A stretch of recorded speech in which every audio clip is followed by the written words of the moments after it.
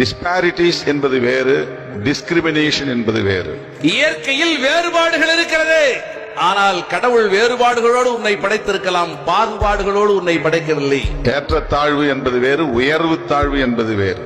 மேடு பள்ளம் அப்படிங்கிறது ஏற்றத்தாழ்வு, நெட்டை குட்டை என்பது ஏற்றத்தாழ்வு. சிவப்பா இருக்கலாம், கருப்பா இருக்கலாம், அது வேறுபாடு. சிவப்பு உயர்ந்தது, கருப்பு தாழ்ந்ததுங்கிறது பாகுபாடு. சுருட்ட முடி கோரை முடி தலைமுடியில் இருக்கும், இது நேச்சர், இதை மாற்ற முடியாது.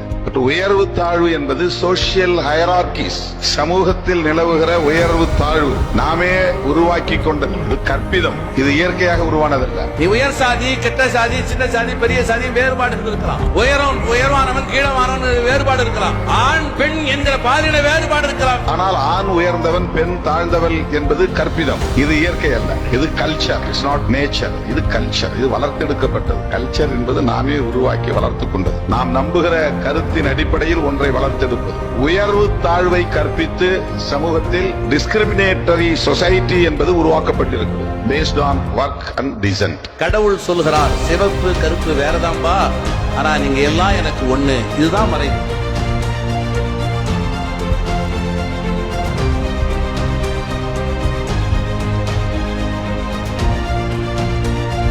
இறைவனின் படைப்பில் பாகுபாடு எதுவும் இல்லை என்பதுதான் மறைபொருள்.